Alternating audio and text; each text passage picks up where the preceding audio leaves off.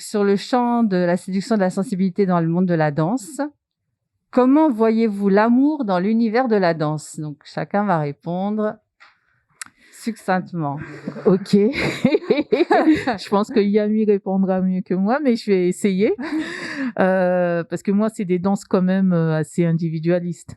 Donc, l'amour est présent, mais différemment. On va dire que on a l'amour de la musique, on a l'amour d'être ensemble et de partager l'énergie pendant le cours, dans la danse et même après. Parfois, il y a des élèves, justement, ça leur permet de se faire des amis, de faire des connaissances, qui les poussent après à se fréquenter à l'extérieur. Ça crée des amitiés qui durent après des années et des années, même si après ils font pas en grandissant, parce que moi je donne des cours de 4 ans à tous les âges, hein, et on voit certains élèves qui se connaissent depuis voilà. Je pense que l'amour l'amour est partout, autant les élèves que les professeurs et tout ça. Yami? Moi moi c'est un petit peu différent. C'est un petit peu différent forcément parce que mon public il est principalement adulte et en plus c'est de la danse de couple. Donc de un, ça facilite les rencontres, ne serait-ce que physique. Déjà on danse, on brise la glace directement, donc c'est forcément plus facile. Il y a énormément de personnes qui démarrent les danses de couple pour cette raison-là. Il faut dire ce qui est. C'est pas pour ça que après ils vont pas changer leur fusil d'épaule. Parfois ils oublient complètement pourquoi qu'ils étaient venus là pour faire des rencontres amoureuses, parce qu'ils sont tellement dans la technique après qu'ils oublient ça. et ils tombent passionnés de la danse, c'est pas forcément d'un partenaire à rechercher. Et on a voilà, c'est chacun son sujet en fait, et pourquoi on est venu danser. Mais le sujet il change souvent d'épaule quand on tombe sur un professeur passionné qui fait ça justement, qui fait ce travail là. Charlotte? Alors, pareil, danse de couple. Le tango a quelque chose il a une chape de plomb au-dessus de la tête quand même. Il y a des idées sur le tango, on se fait des idées dessus. C'est moins cool que de dire je vais aller à un cours de salsa pour rencontrer du monde, parce que le tango c'est tellement dans l'intimité du fait du contact des cœurs, j'ai envie de dire, que c'est souvent des couples qui vont. Il y a beaucoup de célibataires aussi, mais je sens pas le truc rencontre comme j'ai pu le sentir quand je suis allée à la salsa. Après, le fait de danser avec l'autre ouvre à l'amour, mais l'amour un peu bouddhiste, j'ai envie de dire, c'est l'amour de l'autre, l'amour de soi et l'amour de l'environnement. Et après, il peut y avoir l'amalgame de c'est tellement fort ce que je vis avec quelqu'un pendant le temps de la danse, puisqu'il y a cette intimité corporelle forte, qu'il peut y avoir un amalgame sur ah oui, je suis tombé amoureux, alors qu'en fait, je suis en train de vivre le phénomène de l'amour. D'accord. Bon, moi, comme Annick, dans un individualiste, hein, donc l'amour de la danse, de la musique. C'est que ça. Hein. C'est ça, l'amour de la musique, l'amour du partage. Tout dans la danse. Tout dans la danse. Tout dans la danse. Surtout la musique même. C'est plus la musique qui nous... De quoi on tombe amoureux, justement. Est-ce que, selon toi, je vais rebondir sur la question qui suit, est-ce que selon toi, c'est un lieu propice pour rencontrer l'âme sœur?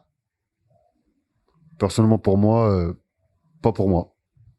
Après, peut-être pour certains, oui. Mais moi, quand je viens pour danser, je viens pour danser, pour écouter ma musique et kiffer. Je suis pas là pour regarder une fille qui est bien ou pas bien.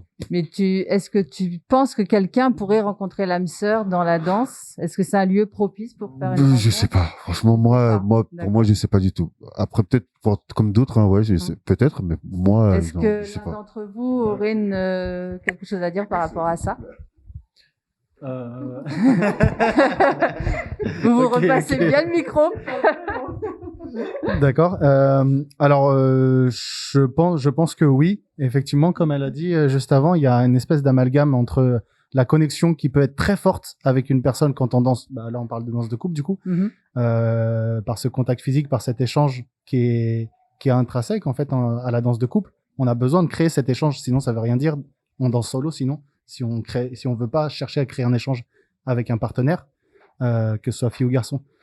Et ça crée des émotions, des feelings qui s'échangent. Et parfois, mais ça c'est individuel à chaque personne, parfois on n'est pas peut-être stable émotionnellement et du coup capable de gérer ça et d'interpréter correctement les choses. C'est ce qui peut créer des situations particulières parfois. Mais oui, il y a des couples qui se font et qui se créent et qui perdurent. Et oui, donc je pense que c'est possible. Ouais. C'est même pas une Selon pensée, toi, je oui. l'ai vu beaucoup de fois. C'est possible de rencontrer l'âme sœur. Surtout que on a un premier point commun forcément. On se retrouve là. Donc, ça veut dire qu'on a un premier point commun. On aime danser, on aime ce style de musique, on aime ce style de danse. Donc, ça nous fait forcément un point commun qui nous rattache, sur lequel, après, on va voir tous les autres points communs qui nous relient et si on est fait pour matcher ou pas. Et selon toi, Annick, est-ce que tu Moi, peux je nous dis dire succinctement l'amour et l'âme sœur se trouvent partout. Ok. Donc, pourquoi pas dans la danse. On peut marcher dans la rue et hop, on regarde et dans la danse, c'est pareil. Mais je sais que le tango, je crois que c'est statique. 1, 2, 3. Statistiquement, C'est la danse où il y a le plus de couples et qui font le plus de bébés. dans le on monde. apprend quelque chose. Oui, c'est vrai. Ça a été prouvé. Et la Alors, plus pratiquée, du coup, dans le monde. on va continuer dans la série. Yami, je vais te poser une question qui est, peut-on, en tant que professeur, être en relation avec un conjoint qui n'est pas danseur ou danseuse ou qui n'est pas du monde de la danse?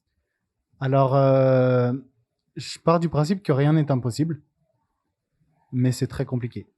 Parce que, en tout cas, moi, ça m'est déjà arrivé et je me mets complètement à la hauteur et au niveau de la deuxième personne qui doit vivre en acceptant que son conjoint ou que, en tout cas, son amoureux, sa relation, parte dans d'autres événements, danse avec énormément d'autres gens, partage une passion avec d'autres qu'on partage pas avec son conjoint. C'est quelque chose de fort qui peut créer des très grosses jalousies et des problèmes à l'intérieur d'un couple. Après, c'est des caractères, c'est des traits de caractère. Si on est suffisamment fort pour passer au-dessus de ça et pour ne pas être jaloux ou possessif, mais ça, c'est la vie de tous les jours, et on a besoin d'être encore plus fort par rapport aux danses de couple, oui, ça existe et ça marche. Mais c'est difficile. Est-ce que vous voulez ajouter quelque chose, Charlotte, Yaps, Annick? C'est effectivement, c'est difficile, mais il y a aussi la culture de la jalousie, la culture de l'appartenance, la culture du couple comme étant l'autre sa chose ou à lui. Et il y a peut-être quelque chose à revoir dans tout ça.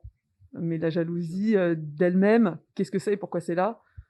Et pourquoi elle serait légitime en fait? Il faudrait qu'on travaille un peu tous dessus pour casser l'appartenance. Ouais. Vas-y. Non, c'est bon, elle a dit. Elle a dit la même réponse. Alors, Annick, on va rebondir avec la question qui suit. La danse a cette réputation d'être un monde de tentation. Est-ce que tu es d'accord avec cette affirmation? Oui. Il y a de tout dans la danse. En fait, la danse... oui, en quoi? On trouve toutes les couleurs dans la danse. Et autant on est des êtres humains, vu que c'est des êtres humains qui pratiquent, automatiquement, il y a plusieurs caractères, il y a plusieurs influences, il y a plusieurs choses. Donc, il y a vraiment tout. Maintenant, c'est à chacun de choisir son univers et son énergie, vers où il a envie d'aller. Il y a des danses qui sont très sexualisées, il y a des danses qui sont beaucoup plus dans la profondeur et dans l'énergie, il y a des danses qui demandent plus d'explosivité, qui demandent plus de comment dire de tirer les autres vers l'avant. Enfin, il y a de tout. La danse, c'est une circulation d'énergie, de différentes énergies et c'est ça qui fait que on est attiré plus par un style ou plus par un professeur ou des choses comme ça. Donc tu veux ajouter quelque chose, Yami? Je te vois mettre la tête. J'ai ce qu'elle dit, je suis d'accord. Non, mais Charlotte? La tentation, elle est dans le tango argentin, elle est énorme parce que j'ai quelqu'un contre moi et je sens son cœur battre. Et si on a calé l'énergie, comme dit Annick, l'émotion musicale et le langage fait ensemble, ouais, on peut se dire waouh, c'est super. Est-ce qu'on va aller plus loin? Ou est-ce qu'on peut reconnaître que c'est juste le plaisir de partager cette passion de la danse? Donc la tentation elle est là parce qu'on est dans le corps à corps qu'on connaît très rarement, parce que dans notre société ici, on se prend pas dans les bras pour se saluer comme on le fait en Argentine. Donc le contact est très limité physiquement ici. Et donc ce contact physique dans les danses de couple, beaucoup dans le tango argentin, elle fait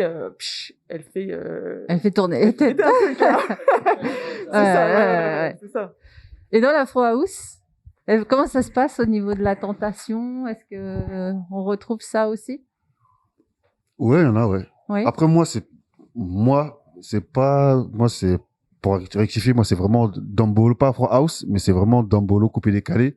Nous, c'est beaucoup avec les jeux de reins.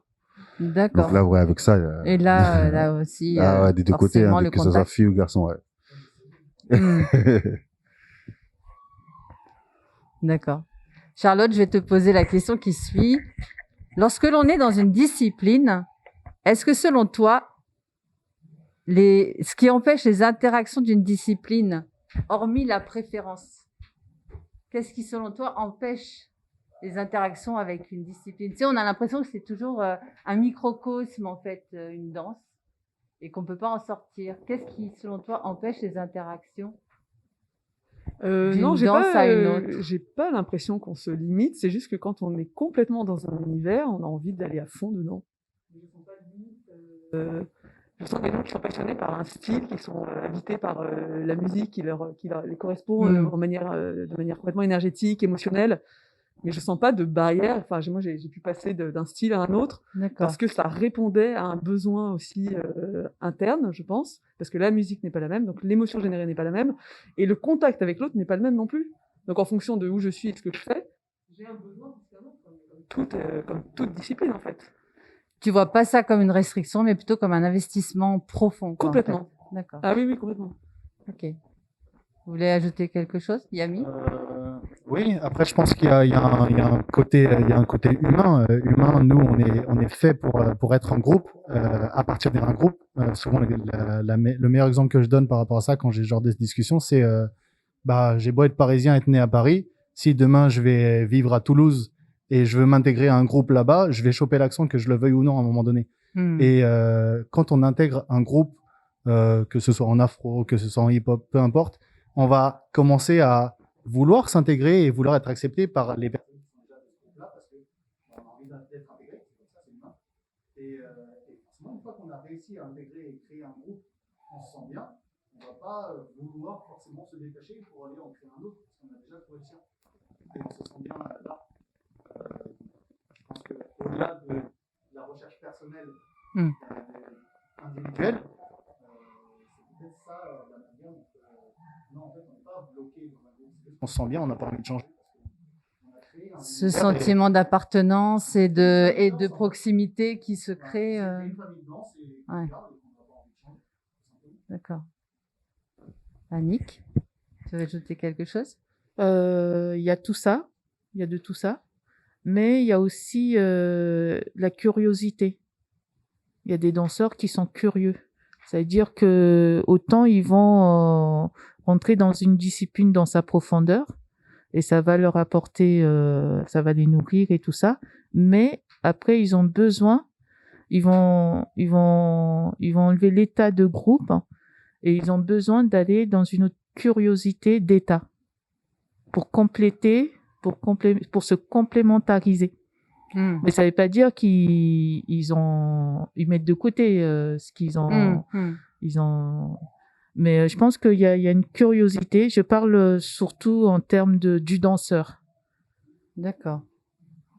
Du danseur. Il y a une curiosité qui fait qu'il y a certains danseurs qui ont besoin d'approfondir leur technique, leur danse, leur musicalité dans d'autres choses. Mais voilà, c'est juste.